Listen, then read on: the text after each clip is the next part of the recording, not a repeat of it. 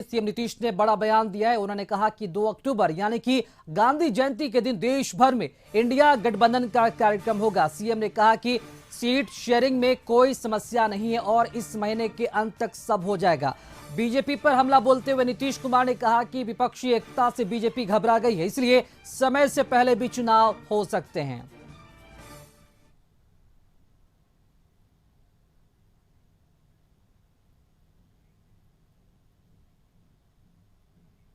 Sharing में कोई problem नहीं। आप देखिए ना, आपस में बातचीत हो चुकी है और इंटरनली बहुत जल्दी सब काम शुरू हो जाए। हम लोगों ने तो तय कर लिया है कि इसी महीने सब चीज तय कर लीजिए और 2 तारीख को बापू के जन्म दिवस के अवसर पर पूरे देश में हम लोग अपना एक कार्यक्रम करेंगे कि ताकि एकजुट होकर के हम लोग आगे बढ़ेंगे। सब तय हो चुका है कि विपक्ष की एकता हो रही है, तब खतरा में वो आ गए, इसलिए जल्दी चुनाव ना हो के बहुत तरह की बात है।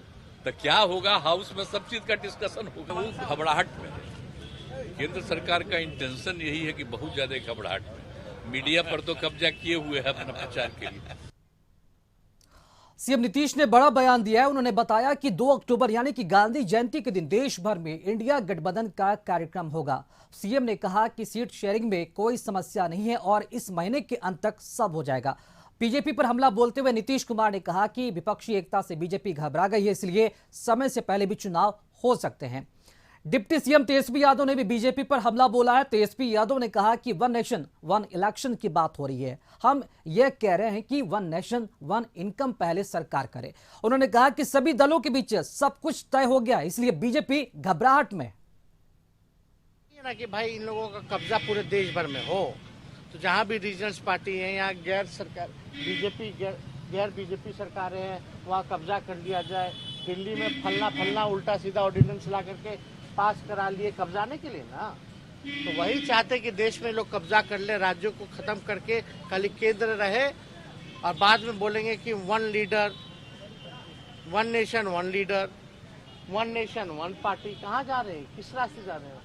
1 नेशन 1 रिलीजन, ये सब बेकार की बातें हैं ना।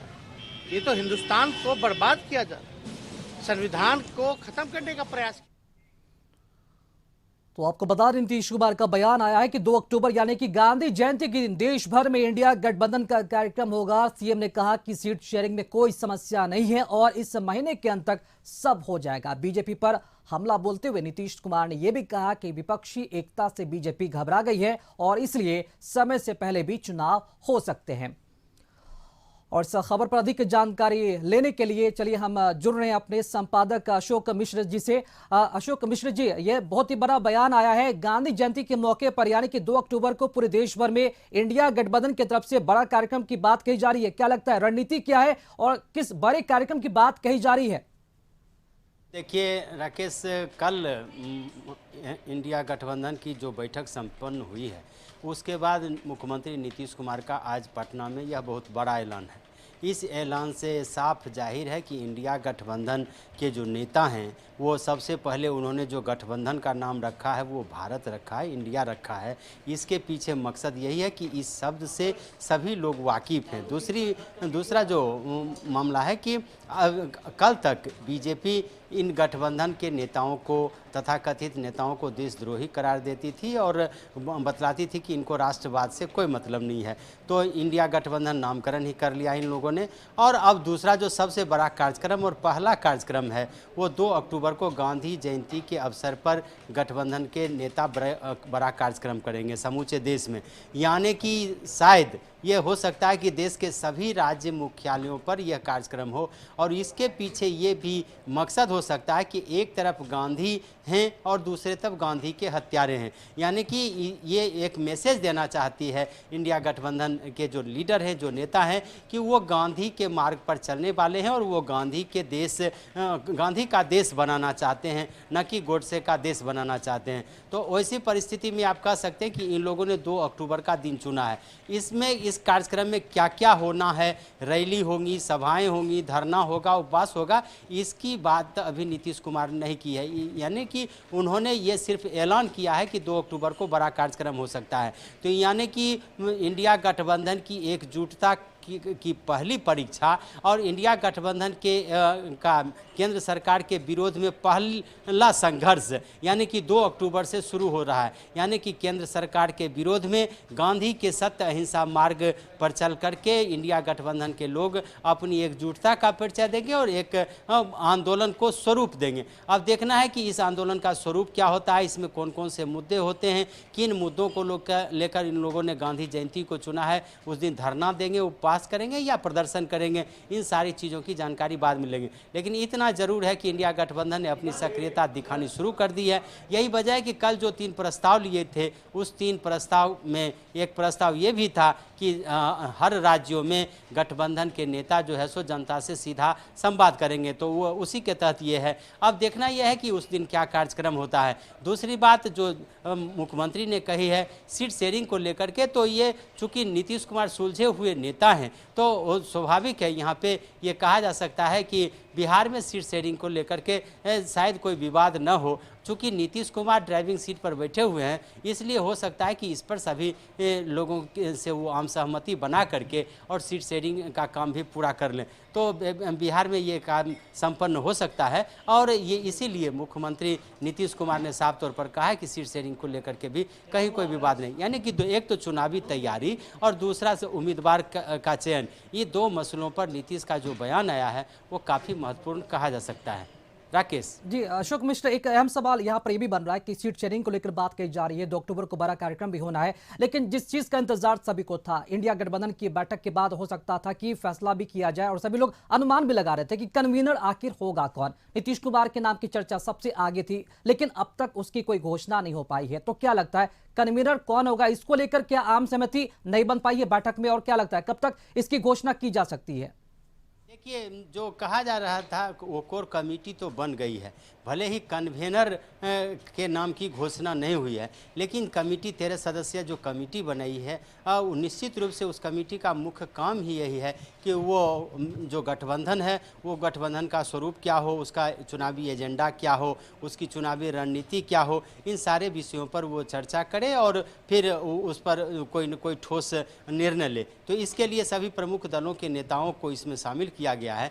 तो ऐसा कह सकते हैं कि कमेटी बनी है। हाँ, राष्ट्रीय स्तर पर किसी संयोजक या सह संयोजक के नाम की घोषणा अभी नहीं की गई है, वो आने वाले वक्त में किया जा सकता है। लेकिन इतना कहा जा सकता है कि जिन जिन दल के प्रतिनिधियों को इस समिति में शामिल किया गया है उससे साफ है कि उन राज्यों में उस कमेटी के मुख्य कर्ता धर्ता वही होंगे। जैसे अगर बिहार की बात हम करें तो यहाँ जदयू और आरजेडी दोनों बड़ी पार्टी आपको यहाँ पर रोकना चाहेंगे। इस वक्त की बड़ी खबर आ रही है, पटना से सीएम नीतीश कुमार ने लालू प्रसाद यादव से मुलाकात की है। राबड़ी आवास पर दोनों नेताओं की मुलाकात हुई और कई मुद्दों को लेकर बातचीत भी हुई है। तो बिहार के मुख्यमंत्री नीतीश कुमार ने अचानक से एक बार फिर लालू प्रसाद, आरजेडी सुप्रीमो लालू प्रसाद यादव से मुलाकात की है। राबड़ी आवास पर दोनों नेताओं की मुलाकात हुई और कई मुद्दों को लेकर बातचीत का जो सिलसिला है वो वहां पर हुआ। और इस खबर पर नजर बनाए हुए हमारे जो वरिष्ठ जो संपादक है अशोक मिश्र जी। अशोक मिश्र जी, सीएम नीतीश कुमार ने लालू यादव से मुलाकात की है, कई मुद्दों पर बात होने की जो बात है वो कही जा रही है। क्या लगता है इससे मुलाकात के क्या खास मायने निकाला जाए? चूंकि मुंबई की बैठक में दोनों साथ में थे और पटना में मुलाकात होती है, तो क्या लगता है इस मुलाकात के कितने बड़े मायने निकाले जाए? देखिए, इस बैठक के बाद, मुंबई बैठक के बाद महागठबंधन के नेता पूरी तरह से हरकत में हैं और यही वजह है कि नीतीश कुमार आज स्वर्गीय दारोगा प्रसाद राय की जयंती मनाने के बाद वो सीधे तेजस्वी के साथ राबड़ी आवास पर पहुंचे और उन्होंने राजद सुप्रीमो लालू प्रसाद यादव से मुलाकात की। हम पहले ही चर्चा कर रहे थे राकेश की चूँकि बिहार में आरजेडी और जदयू 2 बड़ी पार्टियाँ हैं, तो वैसी परिस्थिति में इन दोनों पार्टियों को ही सीट शेयरिंग को लेकर के और जो गठबंधन की रणनीति है उस रणनीति को मूर्त रूप देने के लिए इन दोनों को ही जिम्मेवारी लेनी होगी। तो वैसी परिस्थिति में नीतीश कुमार और लालू प्रसाद यादव की ये मुलाकात खास है। दोनों पार्टी के नेता चाहते हैं कि जल्द से जल्द सीट शेयरिंग का मुद्दा भी सुलझ जाए ताकि उम्मीदवारों को हरी झंडी दे दी जाए। चूँकि इन नेताओं को आशंका है कि केंद्र सरकार कभी भी चुनाव की घोषणा करवा सकती है। और दूसरा जो 2 अक्टूबर का कार्यक्रम तय हुआ है तो उस कार्यक्रम को लेकर के भी क्या करना है, कैसी उपस्थिति हो और इस कार्यक्रम का स्वरूप क्या हो, इन सारी बातों को लेकर के भी लालू प्रसाद यादव से मुलाकात नीतीश की हुई है और ये काफ़ी महत्वपूर्ण मुलाकात है। अब देखना है कि इसके बाद फिर महागठबंधन के नेता कब बैठते हैं और क्या क्या इस पर चर्चा होती है। लेकिन इतना जरूर कह सकते हैं कि कल की बैठक के बाद महागठबंधन यानी कि इंडिया गठबंधन के नेता पूरी तरह से हरकत में है, पूरी तरह से उनका मनोबल बढ़ा हुआ है और उनको लगता है कि जिस मुहिम को उन लोगों ने मुकाम तक पहुंचाने की कोशिश की है वो अब मुकाम पर पहुंचने लगा है। राकेश जी चलिए, बहुत बहुत शुक्रिया अशोक जी, इस खबर पर पूरी जानकारी देने के लिए आपका। तो चलिए एक बार फिर से आपको बता दो कि बिहार के मुख्यमंत्री नीतीश कुमार ने आरजेडी सुप्रीमो लालू प्रसाद यादव से मुलाकात की है और जो तस्वीरें आप देख रहे हैं वो मुलाकात करने के लिए अपने काफिले के साथ राबरी आवास पहुंचे थे और बताया जा रहा है कि कई सारे मुद्दों पर बातचीत हो पाई है। मुंबई में गठबंधन के बाद, मुंबई में इंडिया गठबंधन की बैठक के बाद ये पहली दफा पटना में नीतीश कुमार और लालू प्रसाद यादव की जो मीटिंग है वो देखी गई। राबरी आवास पहुंचे थे नीतीश कुमार, जहां लालू प्रसाद यादव से मिलकर उन्होंने कई सारे मुद्दों पर बातचीत की है।